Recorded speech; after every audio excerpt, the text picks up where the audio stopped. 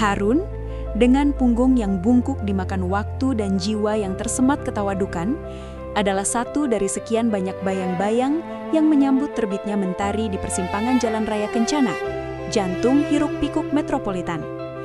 Ia bukan pengemis yang merengek atau memaksa, ia adalah patung kesabaran yang duduk di atas sehelai karung goni usang. Matanya menatap jauh melampaui gemerlap mobil mewah dan langkah tergesa para eksekutif. Pakaiannya lusuh, tetapi tatapan itu dipenuhi cahaya ketenangan yang membingungkan. Setiap hari adalah ujian, sebuah medan jihad kecil melawan godaan kelaparan dan keputusasaan. Namun, di dalam sanubarinya, ia menyimpan keyakinan teguh bahwa kemiskinan raga hanyalah tirai tipis yang menutupi kekayaan abadi yang tersimpan di sisinya. Sebuah makrifat yang membuatnya mampu menolak beberapa koin yang dilemparkan dengan nada merendahkan, karena ia tahu kemuliaan sejati tidak dibeli dengan belas kasihan manusia. Hari-hari berlalu dalam ritme sunyi, hingga angin membawa kabar suci, menandai kedatangan bulan Rajab yang mulia, bulan di mana benih-benih kebaikan dilipat gandakan pahalanya secara tak terhingga, menjanjikan pelukan spiritual bagi jiwa-jiwa yang haus akan ampunan ilahi, sebuah kesempatan yang takkan ia biarkan berlalu, meski ia hanya memiliki air liur sebagai modal puasa. Sebelum lanjut lagi ke ceritanya, tulis di kolom komentar dari mana asal kota kalian, dan panjatkan doa kalian di kolom komentar. Bersama-sama kita aminkan, semoga doa kita cepat terkabul dan selalu dapat keberkahan. Dan jangan lupa untuk klik tombol subscribe, like, dan share. Filosofi Harun terbentuk dari pahit getir pengalaman hidup. Ia memahami bahwa penderitaan fisik adalah madrasah ruhani. Ia sering merenungkan hadis-hadis tentang keutamaan sabar dan syukur, menggenggam erat bahwa rezeki bukan sekedar uang di kantong, melainkan juga kesehatan, waktu luang, dan kemampuan untuk beribadah. Jauh di lubuk hatinya, ia merasa kaya, sebab ia memiliki waktu yang tak terbatas untuk zikir dan tafakur, kemewahan yang sering luput dari perhatian para hartawan yang sibuk mengejar fata morgana dunia. Namun, ia tak pernah memungkiri keinginan naluriahnya untuk keluar dari belenggu kemiskinan, bukan demi kemewahan, melainkan demi martabat dan kemampuan untuk berbagi. Harun sering berbisik pada dirinya sendiri bahwa jika Allah menghendaki perubahan, itu bisa terjadi dalam sekejap mata. Sebuah keyakinan absolut terhadap kekuatan kun fayakun. Ketawakalannya bukanlah kepasrahan buta, melainkan kesiapan hati untuk menerima takdir, baik dalam bentuk rezeki yang melimpah maupun ujian yang menyakitkan, selama itu membawanya lebih dekat kepada Sang Pencipta semesta. Saat Fajar Rajab pertama menyingsing, udara pagi terasa berbeda, lebih sejuk, seolah membawa aroma wangi dari taman-taman surga. Kota yang biasanya kejam, tampak sedikit lebih lembut, dan bisikan dari pedagang kaki lima tentang keutamaan puasa Rajab merambat ke telinga Harun. Ia mendengar kisah-kisah tentang ampunan dosa yang mengalir deras, tentang pintu-pintu rahmat yang terbuka lebar, dan janji pahala yang setara dengan ibadah bertahun-tahun bagi mereka yang menyambut bulan ini dengan amal saleh. Harun merasa terpanggil. Rasa lapar yang menjadi teman setianya tiba-tiba terasa remeh dibandingkan dahaga ruhani yang membakar. Keputusannya bulat, ia harus berpuasa, setidaknya 1 hari penuh, sebagai bentuk penghormatan dan pengabdian total, murni, tanpa tendensi meminta balasan duniawi dari makhluk, hanya demi mencapai keridhaan yang maha agung, Rabb semesta alam. Malam sebelumnya, Harun hanya sempat meneguk sisa air hujan yang tertampung di kaleng bekas dan sepotong kecil kerak nasi yang ia temukan di tong sampah. Bukan sahur yang ideal, bahkan sangat jauh dari kata cukup. Namun, ia meneguhkan niatnya di kegelapan subuh, berbisik lirih dalam doanya. Nawaitu sauma godin an adai sunati rajaba lillahi ta'ala. Niat ini, yang diucapkan dengan hati yang luruh dan penuh harap, adalah modalnya yang paling berharga, jauh melampaui hidangan mewah para raja. Ia tahu bahwa puasa dengan kondisi fisik yang lemah dan perut yang kosong akan menjadi siksaan ganda, sebuah cobaan yang mungkin akan menguji batas-batas ketahanannya. Tetapi, justru dalam kesulitan inilah letak kemuliaan ibadah itu. Semakin besar perjuangan, semakin besar pula nilai keikhlasan yang dipersembahkan. Sebuah kurban personal yang ia persembahkan di hadapan Arsy yang Maha Kuasa. Pagi hari itu terasa seperti abadi. Matahari naik dengan cepat, menusuk kulit Harun yang sudah kering kerontang.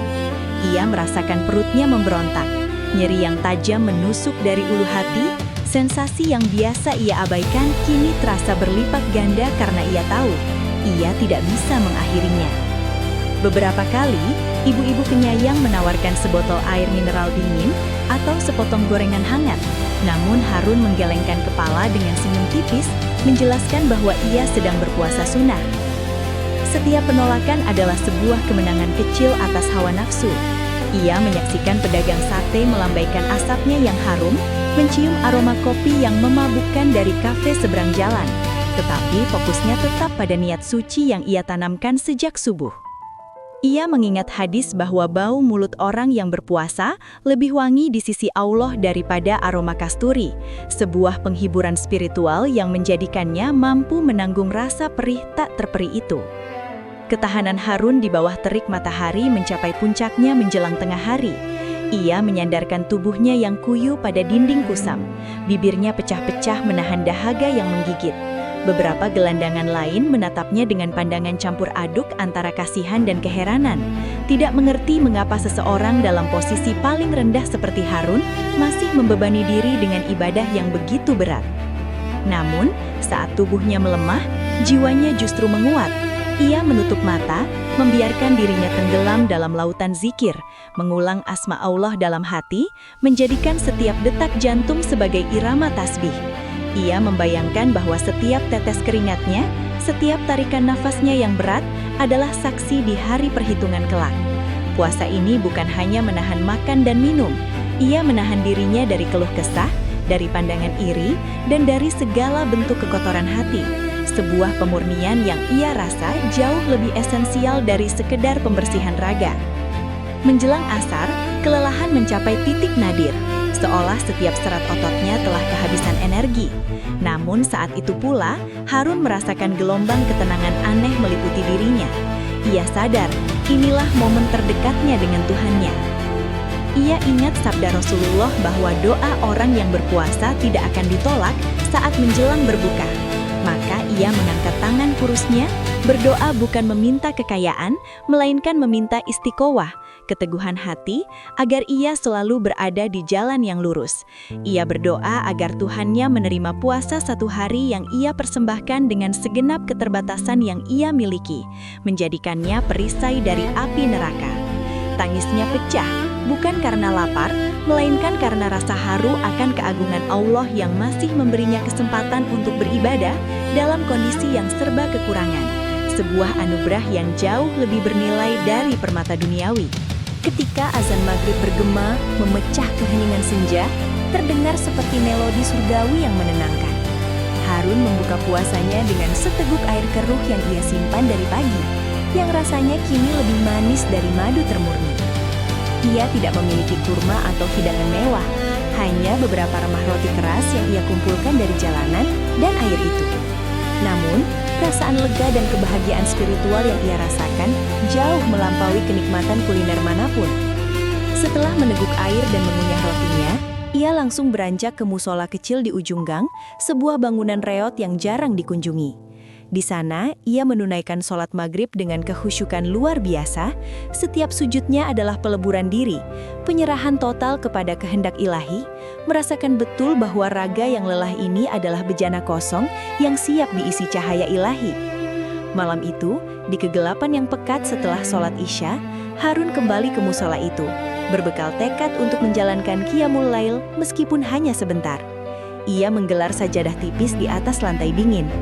Ketika orang-orang sibuk dengan mimpi-mimpi duniawi, Harun berdiri, menunaikan sholat tahajud, menjadikannya puncak dialog mesranya dengan Sang Pencipta. Dalam sujud panjangnya, ia tidak meminta uang sepeser pun.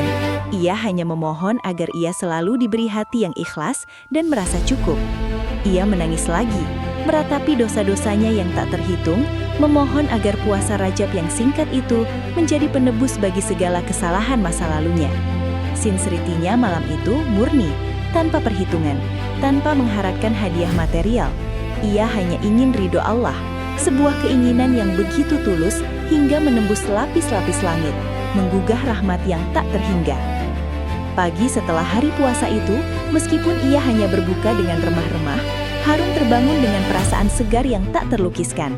Energi spiritual mengalir deras di nadinya, membuat rasa lapar fisik terasa jauh lebih ringan. Ia kembali ke sudutnya, bukan sebagai pengemis yang putus asa, melainkan sebagai hamba yang telah menyelesaikan tugas sucinya. Ia duduk dengan ketenangan yang lebih mendalam. Hatinya dipenuhi prasangka baik terhadap takdir Allah. Ia yakin, meskipun nasibnya di dunia ini belum berubah, ia telah mendapatkan sesuatu yang jauh lebih berharga, kedekatan dan pengakuan dari Tuhannya. Di tengah lamunannya tentang bagaimana ia akan menjalani sisa hari itu, sebuah peristiwa luar biasa terjadi. Sebuah intervensi yang seolah ditarik langsung dari keajaiban kisah-kisah masa lampau mengubah takdirnya selamanya. Tiba-tiba, deru mesin yang halus namun kuat memecah kebisingan klakson. Sebuah sedan hitam panjang mengkilap layaknya cermin berhenti tepat di depan Harun. Mobil itu adalah simbol kekayaan yang tak terjangkau, lambang strata yang tak pernah Harun bayangkan akan mendekatinya. Dari pintu belakang, keluar seorang pria parubaya dengan setelan jas mahal.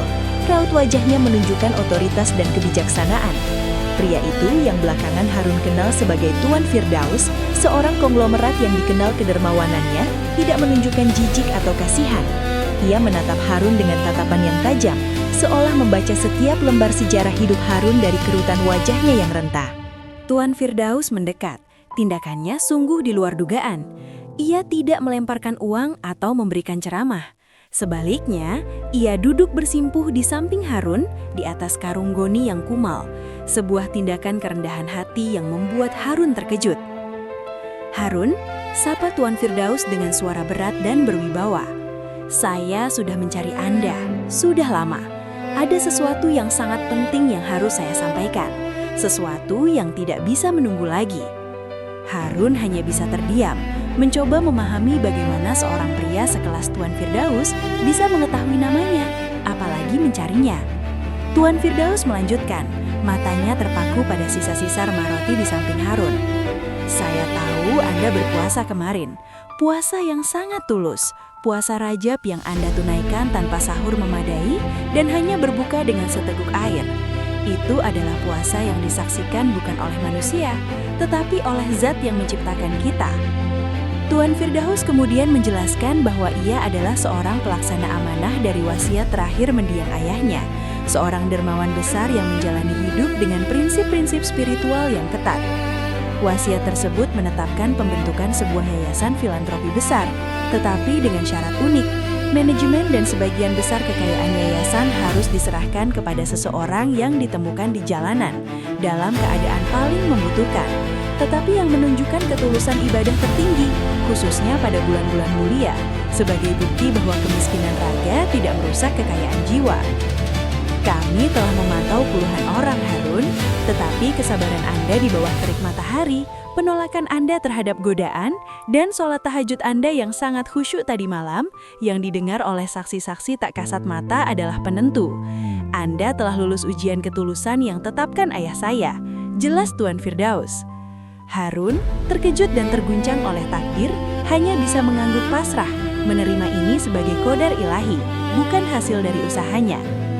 Harun dibawa dari sudut kotanya menuju kompleks yayasan yang megah. Tiba-tiba, ia yang kemarin masih meminta-minta, kini bertanggung jawab atas aset miliaran. Ia ditempatkan di posisi direktur operasional untuk distribusi zakat dan sedekah, sebuah jabatan yang menuntut integritas dan akuntabilitas setinggi langit. Lingkungan barunya dipenuhi kemewahan yang sunyi, karpet tebal, meja kayu jati, dan pemandangan kota dari lantai atas. Namun ia sama sekali tidak terkesima. Harun melihat semua fasilitas itu hanya sebagai alat, bukan tujuan. Ia tetap mengenakan pakaian yang sederhana di dalam kantornya yang mewah, menolak segala bentuk pemborosan, dan menuntut agar setiap rupiah yang dikelola yayasan harus sampai kepada mereka yang paling berhak dengan transparansi dan kejujuran yang maksimal, sesuai dengan nilai-nilai yang ia junjung tinggi selama masa kemiskinannya. 3 bulan berlalu, dan Harun membuktikan bahwa hati seorang pengemis yang jujur jauh lebih berharga daripada pengalaman manajerial para lulusan terbaik. Di bawah kepemimpinannya, yayasan tersebut berkembang pesat, fokus pada pembangunan sumur air di daerah kering dan pemberian beasiswa untuk anak-anak jalanan. Harun tidak pernah mengambil gaji yang besar untuk dirinya sendiri. Sebagian besar ia alokasikan kembali ke kas yayasan. integritasnya tak tergoyahkan. Para staf dan kolega awalnya skeptis, namun segera takjub melihat bagaimana Harun yang kemarin masih memegang kaleng, kini memegang kendali atas dana triliunan dengan kejujuran yang membutakan. Ia menjalankan segala urusan dengan prinsip tawakal yang sama seperti ia menjalankan puasa, menyerahkan hasil akhir kepada Allah setelah melakukan usaha terbaik, memastikan setiap keputusan diambil dengan pertimbangan moral dan agama. Tuan Firdaus akhirnya mengungkap mekanisme penuh dari kekayaan yang kini menjadi tanggung jawab Harun. Ternyata, almarhum ayahnya yang dulunya juga memulai hidup dari nol dan mengalami berbagai ujian kelaparan, berkeyakinan bahwa harta yang diberkahi hanyalah yang diserahkan kepada tangan yang paling bersih. Kekayaan ini berasal dari warisan kuno yang telah diinvestasikan dengan bijak. Tuan Firdaus menjelaskan, ayah saya percaya bahwa doa dan ibadah yang paling tulus adalah yang dilakukan saat seseorang tidak memiliki harapan material sama sekali. Puasa 1 hari Anda di bulan Rajab Harun, dengan segala kesulitan dan keikhlasannya, telah mengaktifkan seluruh amanah ini. Itu adalah kunci yang membuka gudang rizki yang telah disiapkan untuk Anda, bukan sebagai hadiah, melainkan sebagai amanah yang paling berat. Harun, yang kini telah resmi menjadi seorang miliarder filantropis, justru semakin menguatkan ibadahnya. Kekayaan baginya terasa seperti beban tanggung jawab yang berat, sebuah ujian yang jauh lebih rumit daripada ujian kelaparan. Ia mengurangi tidurnya, memperbanyak sholat malam dan zikir. Ia menganggap bahwa kekayaannya adalah pinjaman sementara yang harus ia kelola agar mendatangkan barokah di akhirat. Ia tetap makan dengan porsi yang sedikit, mengingatkannya pada remah roti saat iftar Rajab. Penampilan luarnya mungkin berubah, dari pengemis menjadi pengusaha terhormat, tetapi hati nuraninya tetap Harun yang sama, yang mendamba keridhaan ilahi. Ia memahami bahwa syukur yang sejati bukanlah menikmati kemewahan, tetapi menggunakan kekayaan itu untuk membantu orang lain, membalikkan siklus penderitaan yang pernah ia alami sendiri. Masyarakat kota terperangah oleh kisah Harun. Kisah pengemis Rajab ini menjadi legenda urban, diceritakan dari mulut ke mulut, menjadi simbol bahwa keajaiban memang ada bagi mereka yang berpegang teguh pada janji-janji Tuhan. Namun, Harun tidak ingin dipuja. Ia mendirikan sebuah dapur umum raksasa tepat di persimpangan tempat ia biasa meminta-minta, memastikan bahwa tidak ada lagi orang yang harus berbuka puasa dengan air keruh dan remah roti. Ia juga membangun sebuah pesantren modern yang megah, menamainya Madrasah Rajab, sebagai pengingat abadi akan titik balik kehidupannya yang dimulai dari sehelai niat tulus berpuasa di bulan suci, sebuah perwujudan konkret dari keyakinannya bahwa amal kecil yang didasari keikhlasan dapat melahirkan manfaat sebesar lautan. Legasi Harun bukan hanya pada jumlah uang yang ia sumbangkan, melainkan pada perubahan paradigma yang ia bawa. Ia menunjukkan bahwa ibadah tidak hanya dilakukan di masjid atau musola, tetapi juga tercermin dalam etika berbisnis dan kejujuran dalam mengelola harta. Setiap proyek filantropi yang ia luncurkan selalu disertai dengan pesan spiritual mendalam bahwa setiap rizki besar datang dengan ujian yang lebih besar. Ia kerap mengunjungi para mantan rekan gelandangannya, tidak dengan merendahkan, tetapi dengan memberikan kesempatan kerja yang bermartabat dan bimbingan spiritual, meyakinkan mereka bahwa kemuliaan seseorang tidak diukur dari jabatan atau rekening bank, melainkan dari kemurnian niat dan keistiqomahan dalam beribadah kepada Ilahi.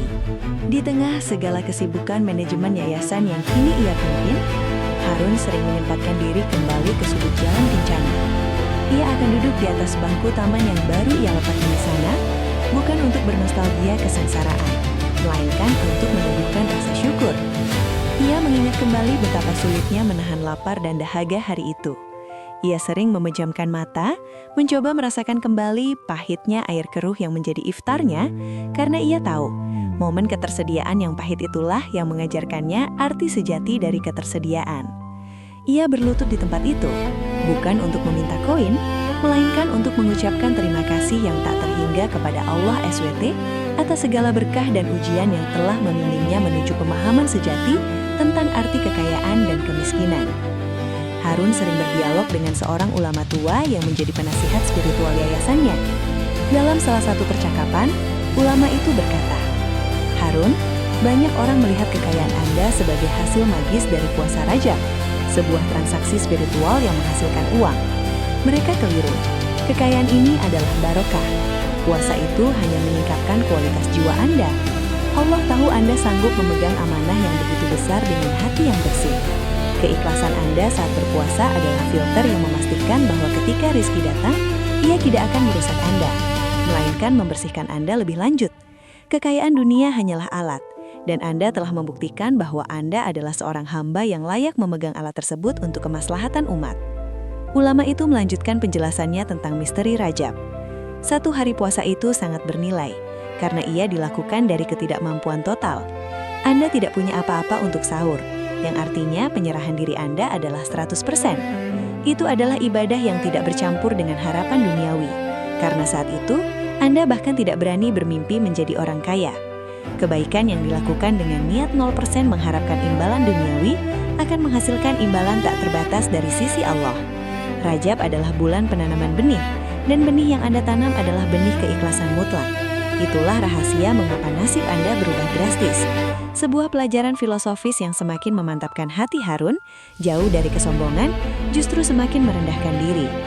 Kisah Harun, sang pengemis yang menjadi miliarder karena kesucian niat puasa Rajabnya, menjadi pengingat yang menyentuh bagi seluruh kota bahwa gaib hal yang tidak terlihat adalah penentu sejati hal-hal yang terlihat. Kekayaan sejati bukanlah tumpukan uang di bank, melainkan ketenangan hati dan integritas jiwa, sebuah mahkota yang telah Harun kenakan bahkan sebelum mobil mewah itu berhenti di depannya. Ia kini dikenal sebagai filantropis utama negara. Namun di malam hari, ia tetaplah seorang hamba yang merindukan suasana sunyi musola reyot, memohon ampunan dalam sujud panjang, tidak pernah melupakan asal-usulnya, dan selalu mengingat bahwa kemuliaan sejatinya adalah saat ia bersimpuh tanpa daya di hadapan kekuatan yang maha mengatur segala takdir. Maka, Harun, sang miliarder tetaplah Harun, sang hamba yang bersahaja. Ia tidak pernah membiarkan kekayaan menodai imannya atau menghilangkan ingatannya akan hari-hari sulit.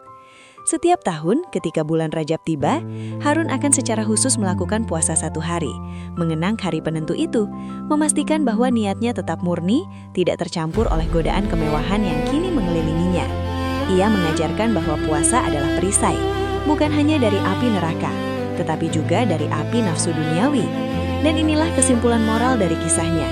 Keberkahan datang ketika amal ibadah dilakukan dalam keikhlasan murni, di mana transaksi hanya terjadi antara seorang hamba dan penciptanya tanpa perantara dunia, membuktikan bahwa pintu rizki Allah terbuka lebar bagi siapa saja, terlepas dari status sosialnya, selama ia mengetuknya dengan kunci ketulusan yang tak tergoyahkan.